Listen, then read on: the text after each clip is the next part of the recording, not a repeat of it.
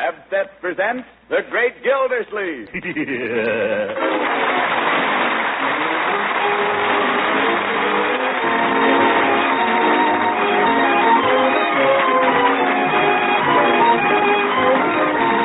makers of Pabst present each week at this time Harold Peary as The Great Gildersleeve, written by John Wheaton.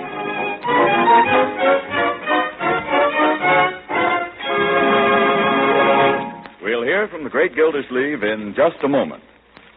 Homemakers, when unexpected guests stay for dinner or between meal refreshments are in order, are you equal to the occasion? Well, whether the occasion calls for just a snack or for the main dish of a hearty meal, you'll find Pabst is mighty handy to have around. You see, Pabst is the delicious golden cheese food of 100 different uses. Pabst slices so neatly and spreads so easily, it's grand for sandwiches or appetizers, or to serve with fruit. Pabst makes luscious, smooth cheese sauces that turn vegetables, leftovers, or chicken or egg dishes into real party treats. Pabst is just right for cheese omelets, rarebits, or soufflés. Yes, and Pabst is nourishing. It's a fine energy food and easy to digest. So always keep a package or two of Pabst on hand.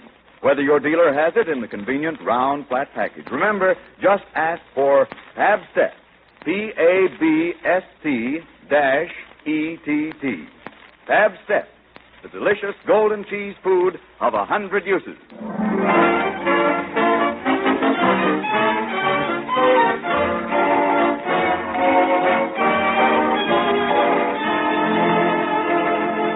Now, let's join our friend, the Great Gildersleeve, who's risen this morning with the conviction that all's right with the world. After a warm shower, a half-dozen knee bends, a brisk shave, and a hearty breakfast, he stepped out onto the front porch to enjoy a cigar and survey his property.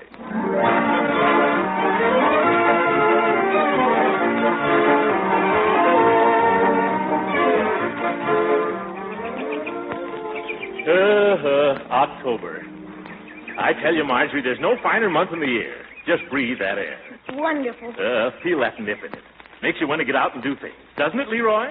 Such as what? Just, October. Harvest time, frost on the pumpkin, brown October ale, the smell of burning leaves. I love October.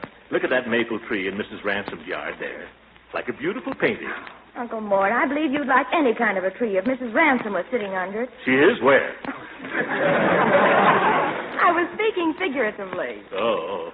Well, let me reiterate, Marjorie, that Mrs. Ransom to me is nothing but a neighbor. You believe in the good neighbor policy. If we were discussing trees. Look at our own lovely elm. Look at the color of those leaves.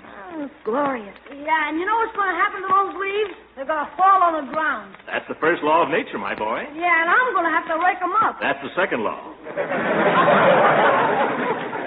I hate trees. Leroy, never let me hear you say that about a tree. Okay, I think I'll go over to Piggy. Did you ever stop to consider what a wonderful thing a tree is? Leroy, I asked you a question. Did you? No, Unc, but I'll do it the minute I get back. Come back here. You do what?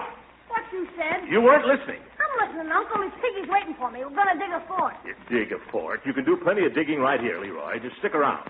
I have something to tell you. Both of you. Uh-oh. What is it? Well, I bought a tree. Huh? You bought a tree? Certainly. What's so amazing about that? Everybody ought to have more trees. Why, one of the happiest recollections of my childhood is an old cherry tree we had in our front yard at home. I fell out of it once and broke my arm. You must have had a jolly childhood, Uncle Mort. Yeah. What wouldn't I give to be back there now? To be a kid again. And break the other arm. Yes, sir. There are two things every boy ought to grow up with. A dog of his own and a cherry tree. Do you mean that, Unc? What? About the dog? No, but I mean it about the cherry tree. The tree I bought was a cherry tree. How did you come to get sold this tree, Uncle Mort? I didn't get sold it. I bought it of my own free will, fully dressed and in my right mind. Well, where are we going to put it? Where are we going to put another tree here? Well, you don't understand, my dear. This is a very fine tree. They call it a giant ponderosa. Holy smokes, how big is it? Well, a man says they grow 30 or 40 feet high, higher than the house. What man, Uncle Mort? The man that sold it to me. He showed me a picture of it. Oh, you haven't seen the tree? Why, of course not. I hope you didn't pay him for it. Well, Come on, Unc. How much did he stick you for? $22.50, and he didn't stick me. $22.50? Wow, you must have bought a redwood. Uncle Mort, did you ever stop to think how many cherries you could buy for $22.50? Oh, you're very helpful, both of you. But the tree will be arriving today or tomorrow. We got to decide where we're going to put it. Now, I thought maybe right out here in front. Uncle Mort, this is the only sunny spot left in the whole yard. That's good.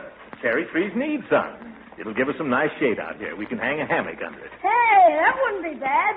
Just lie here with your mouth open and let the cherries drop in. Boy. Well, of course, we might not have more than a few cherries the first year, but after that... Oh, Bertie. Yes, sir? How are you on cherry pies? Well, I haven't had any complaints so far. Then warm up your rolling pin. Leroy, do you like cherry pie? Are you kidding?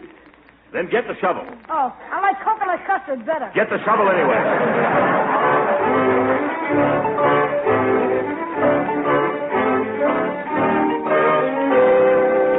Hey, young, have a heart. Isn't this deep enough? Why, you've hardly scratched the surface there, Leroy. That isn't deep enough for a geranium. Gosh, I've been digging for half an hour. Here, give me that shovel, Leroy. I'll spare you. Yes, you show them how it should be done, Bertie. You got to put your foot on it and give it the old heave-ho. Yeah, that's right, Bertie. Heave-ho.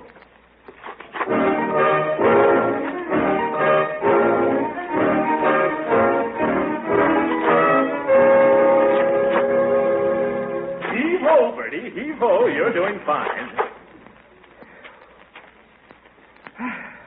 I'm going to have to stop pretty soon, Mr. Gildersleeve, and get lunch. Is anybody hungry? I'm not. Well, don't you think it's deep enough now, Uncle Mort? It's up to her waist. Well, you've got to remember, my dear, this is no two for a nickel cherry tree. This is a giant ponderosa. Yes, I know, Uncle And Mort. these things have roots. They've got to spread out. Heave-ho, Bertie. Looks like I'm dug in for the women here. Yeehaw!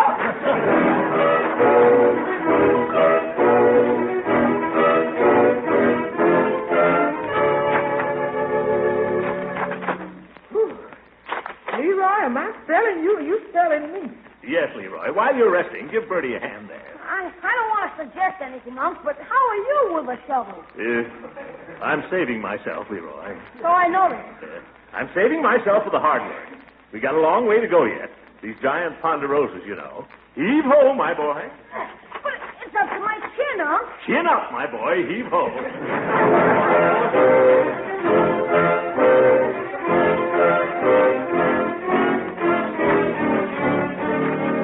Mr. Gildersleeve, you up there? Yes, Bertie. It's getting dark down here. You don't think maybe we can down for another? You're getting there, Bertie. You're getting there. We struck a pipe or something down here, Unc. Uncle Mort. Wait a minute, Leroy. What is it, Marjorie? Freight office called. The tree's there, and they're sending it out. Oh, fine. Well, we'll have to get busy here and have everything ready. Come on up, Bertie. Yes, sir, if I can get up. Look out, you're starting a landslide. Leroy, give her a boost there. Grab hold of the shovel, Bertie, and I'll pull. Great day in the morning.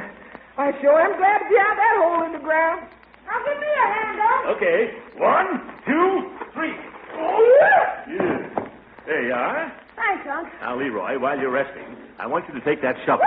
Well, here comes Mrs. Ransom. Mrs. Ransom? Oh, give me the shovel.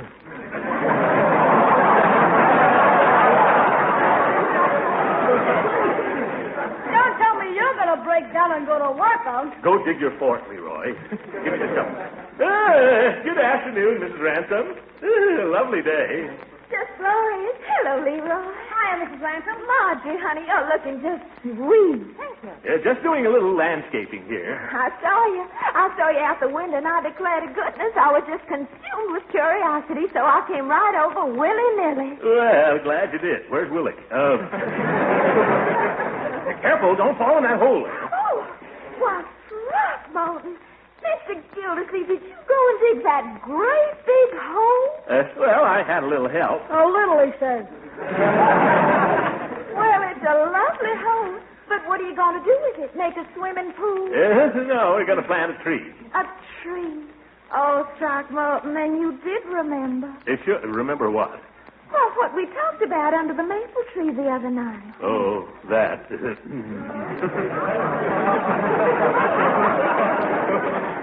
I love trees. Don't you, Marjorie? Yes, you can't go wrong with a tree. You know, Throckmorton, the boys back home used to have the prettiest custom.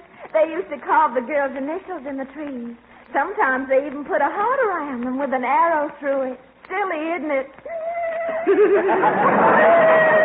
Leroy, go dig your fork. I'm getting to like it here, Unc. Yeah, here's from somebody else. Looks like Mr. Peavy. It is. Hello, Mr. Gildersleeve. Hello, Phoebe. Doing a little digging, I see. Yes, doing a little digging. That's nice. I do a little gardening myself when I can. Phoebe, you know Mrs. Ransom? Oh, yes. Yes, Mr. Peavy and I are old friends. Yes, I had the privilege of selling Mrs. Ransom a backbrush a few days ago. How's it working out, Mrs. Ransom? Well, I hardly know that this is the place to discuss it, Mr. Peavy, but it has a tendency to tickle. Well, they come that way from the factory. You have to work them in.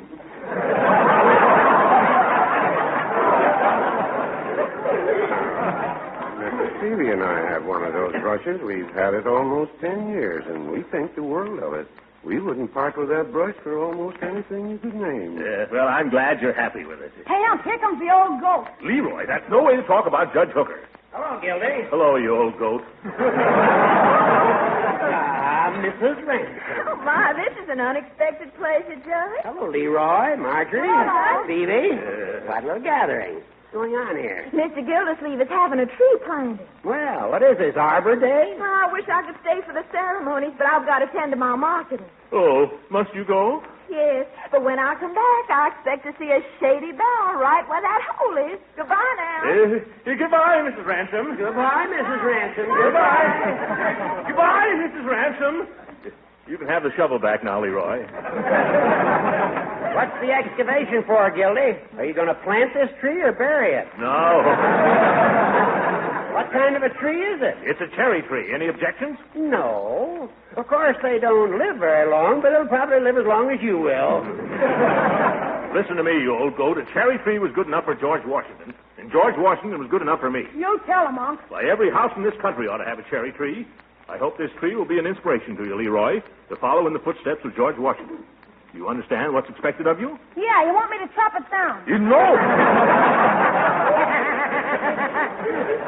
Smart kid. He knows his history, Gildy. That's more than you do. Hey, Unc, here he comes. Who? The expressman. Maybe he's got the tree. Oh, no. It would take a bigger wagon than that, Leroy. They'll have to send it out on a truck. All right, up here. Oh, he's stopping here. Well, maybe it's still down at the freight office. Maybe they couldn't handle it. After all, a giant Ponderosa at $22.50. Mr. Gildersleeve. Gentleman right there. Yeah, something for me? There's sign here. Wait a minute. I was expecting a tree. They telephoned me from the freight office. You know anything about it? Your sign here. But what am I signing for? I bought this tree from a fellow who came through here a week ago. Sign here, please. All right, I'll sign. But what about the tree? I paid a lot of good money down. If it's all the same to you, I'd like to know what... No. Now you went and signed in the wrong place. I'll have to erase it. Yes, erase it. Well, you got me so darn excited. Now, listen, brother, would you mind telling me... Bottom line, there. The bottom line. Your hand's shaking, Unc. Yeah. Now, would you mind telling me what you're delivering, if anything? Tree. The tree? Where is it? Under my arm. Take it, will you, bud? That little twig? Oh, isn't this awful?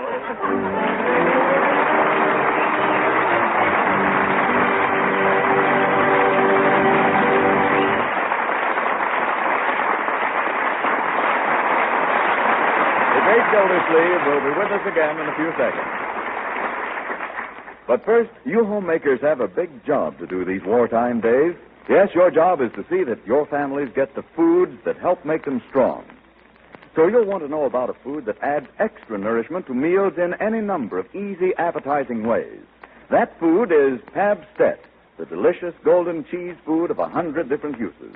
Yes, Pabstet offers many quick, delightful ways to add variety and extra nutriments to your menus. One way is with the smooth, rich cheese sauces that Pabstet makes. Just melt Pabstet in a double boiler. Stir in a little milk and season, and you have a grand golden cheese sauce for vegetables, leftovers, all kinds of nourishing food. Pabst-ett cheese sauce is mighty tasty, mighty nutritious, too, because Pabst-ett is a nourishing, digestible energy food, rich in milk protein, and it helps provide vitamin A and the important milk minerals calcium and phosphorus. So serve Pabst-ett often. Remember, it's Pabst-ett, the delicious golden cheese food of 100 uses.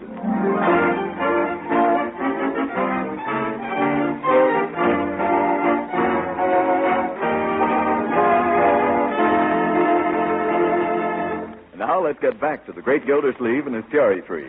The neighbors have left, and for half an hour, Gildersleeve and his nephew have been filling in the mighty hole they just finished digging. Alas, poor Leroy, I knew him well. Never mind the ham, Leroy. Keep shoveling. First we shovel it out, and then we shovel it in. Yeah, that's life, my boy. It seems a shame to fill up a ditch like this, Unc. Would have made a swell elephant trap. Yeah, I'd like to trap the fellow who sold me this tree. If that Johnny Appleseed ever comes through here again, I'll hang him from the top of it. You couldn't hang a midget from it now, Unc. All right, keep shoveling. You know, Uncle Mort, I think this tree's going to live. Oh, really, Marjorie? Mm-hmm. I've been soaking its little roots in water. Look, there's some green there. By George, you're right. Look at that green. Water, that's all it needs. Let's get it in the ground quick, huh? Leroy, scoop out a little bed for it. Okay. A young tree will stand transplanting better than the big one, you know. Yeah, that's right, my dear. Stick it in the hole, Marjorie, and Leroy, you fill around it. Hold it straight, Marge. There. You know, all that digging we did will probably help us. Plenty of cultivation, that's what these trees need, and plenty of water. And now pat the earth around the little roots, Leroy. That's right. Don't pat it too hard. These giant ponderosas are very delicate. You got to cultivate them and water them. You got to tend them like a little baby. Nice little tree.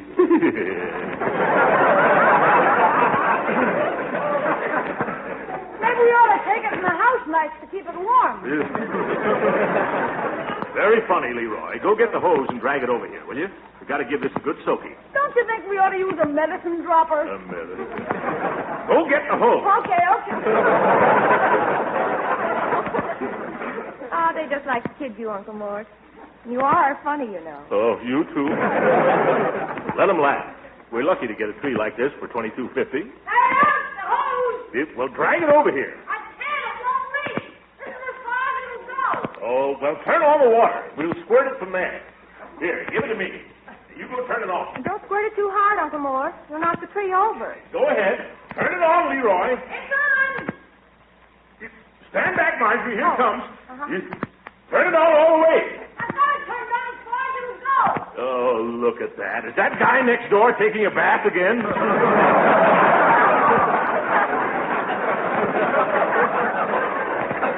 You'll never reach the tree with that. What's the matter? Nothing comes out.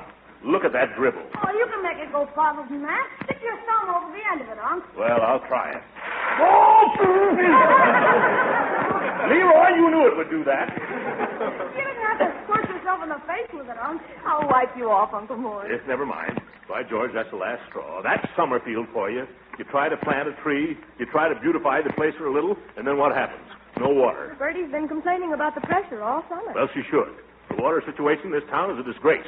It's a fire hazard. It's a menace to the public health. And it leaves a ring in the bathtub, too. I'm going to go out and do something.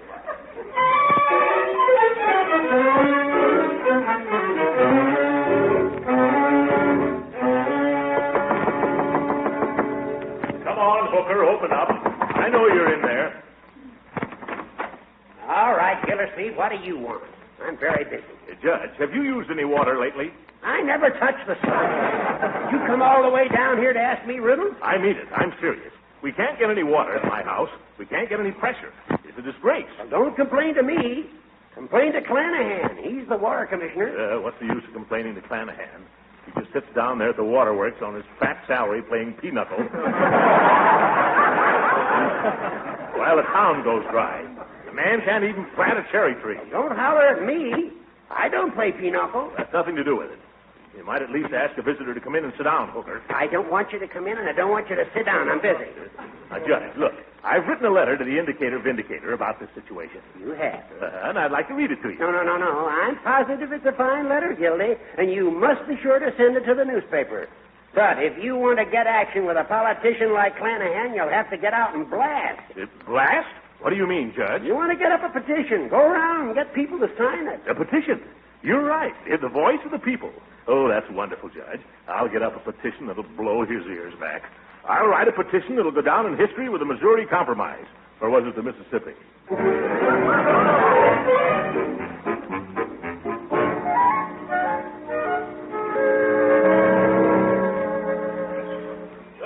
Good morning, Floyd. Morning, Mr. Gildersleeve. You're next. Be with you in about 2 minutes. Thanks, Floyd. I won't require your professional administrations this morning. I shaved myself. But I've got a little thing here I'd like to have you sign. Well, the wife says I'll sign anything. What is it? You use a lot of water here, don't you, Floyd? I've got a petition. I'll read it to you. Quote, "To whom it may concern, we, the undersigned taxpayers of Summerfield, believing that the water situation in this town is a crime and a disgrace, and a stench in the nostrils of civic pride, do hereby petition the town council..." What's hissing? Are you shushing me? The guy in the chair under the towel. Corey, are you working on me, ain't you? Yes, sir. Be right with you. Well, get this towel off his face. Yes, sir. Oh, hello, Clanahan. Hello, Gildersleeve. I read your letter in the Indicator last night. Did you? I used your water to shave with this morning. I'm just getting up a little testimonial about it here. I'm sorry, Mr. Gildersleeve, but I couldn't possibly sign a thing like that. Mr. Clanahan here is one of my best customers. I'm sorry. Come back later. Well, if that's the way you feel about it. Goodbye, Floyd. I'll be seeing you, Mr. Clanahan, if you're around.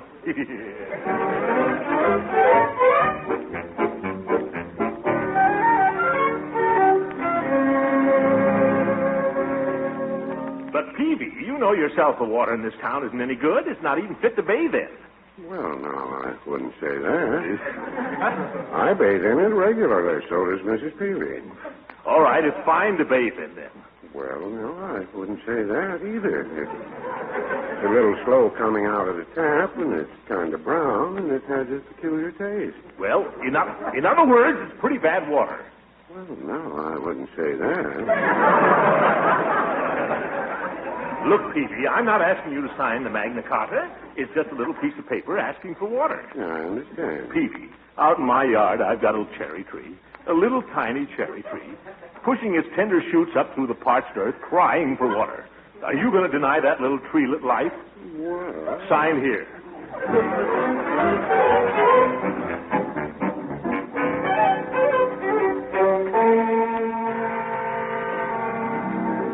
Oh, no, Gildy. I wasn't born yesterday. Look here, Judge. You're the one who told me to get up this petition. Sure I was, but I'm not crazy enough to sign it. Why, I'd as soon sign my own death warrant. I'll be bringing that around yet, you old goat. A fine, upstanding judge. Well, you know how this town is run, Gildy. It's just too bad. I'd like to see somebody throw Clanahan out. Somebody else, not me. That's your final word, is it, Hooker? I'm sorry, Gildy, but that's it. Very interesting. This is going to be very interesting. To whom? To a certain lady who shall be nameless, Mrs. Ransom. All right. If you're going to play dirty, give me the paper. I thought you'd see the light, Judge. You're worse than Clanahan. I'm doing this against my better judgment, you understand? You never want to trust that anyway. Thanks, Judge.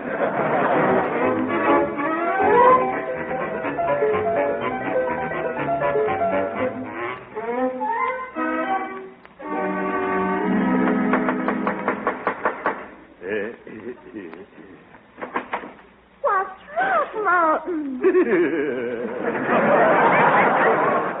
in, won't you? Come right in.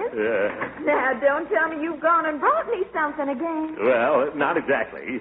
I brought you a little paper to sign. Oh, my goodness, I do hope it's nothing legal. Well, it has to do with the water situation. Oh, dear, is it bad? Hadn't you noticed? It's terrible. There's no hydraulic pressure. Oh, there you go. I just don't know what you're talking about when you talk about things like that. I'm not a bit mechanical, you know. Oh, well, you don't have to understand it, really. All you have to do is sign it. It's a petition. Petition? Is that anything like a subpoena? Well, not really, no. Because I never did know what a subpoena was. My husband, Beauregard, was a lawyer, you know, and I never did understand him from the day I married him. Oh, but then he never understood me. Oh. But we understand each other, don't we, Throckmorton? Oh, brother.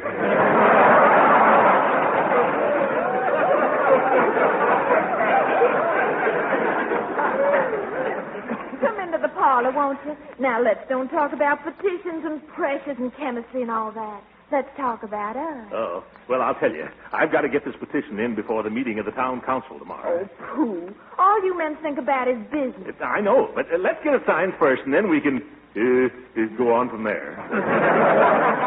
Well, I'd love to sign at Throckmorton, really, I would. But Beauregard told me I must never sign anything without getting the advice of a lawyer first. Oh. Don't you reckon maybe I ought to consult Judge Hooker? Hooker?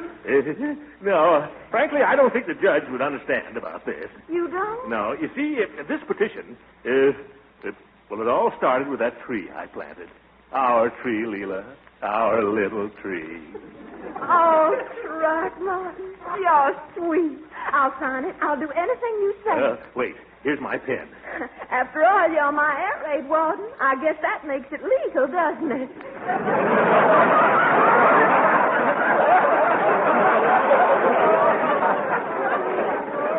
Absolutely. There. To Throckmorton with love from Leela. Huh? Aren't you pleased? Well, I mean, it's all right the way I autographed it. Oh, the town council will love it.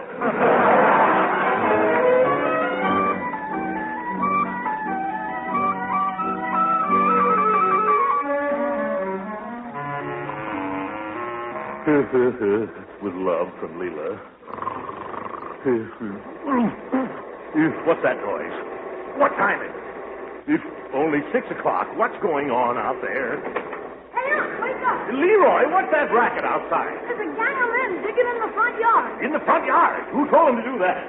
6 o'clock in the morning. I'll find out about this. Hey! Hey, out there!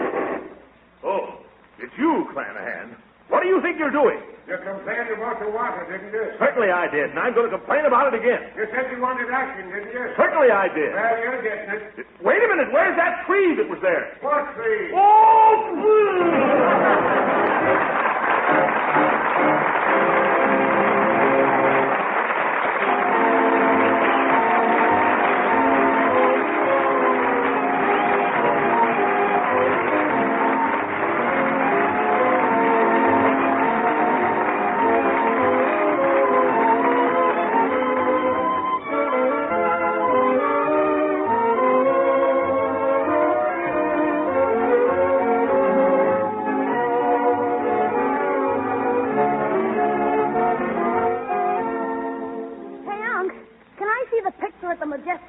No, Leroy. What's the picture? Oh, it's super, Unc. It's called Here We Go Again. Here We Go Again? I never heard of it. You never heard of Here We Go Again? Well, I've heard of it now. It's got Fibber McGee and Molly in it. Oh, my little chums. Well. And Edgar Bergen and Charlie McCarthy. Well, for heaven's sake, that sounds great. Here's $1. Take your friend. Wait a minute. There's a guy in it called the Great Gildersleeve. Never heard. Oh, that's me. What am I saying? Wait a minute, Leroy. I'll get my hat and go with you. Good night, everybody. Here we go again. Original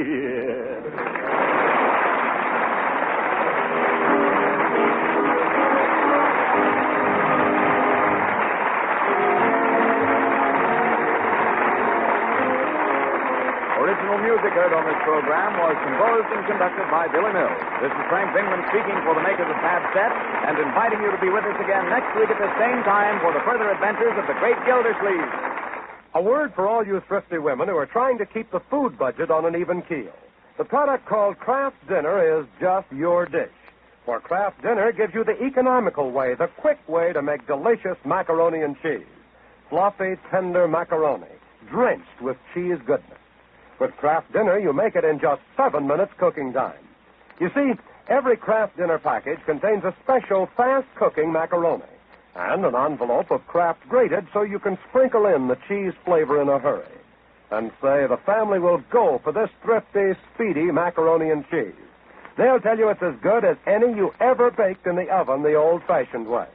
Why don't you get several packages of economical Kraft Dinner tomorrow? Have it on hand in the pantry shelf. A main dish ready in 7 minutes is such a help these busy days. Tomorrow, ask your food dealer for Kraft Dinner. This program came to you from Hollywood. This is the National Broadcasting Company.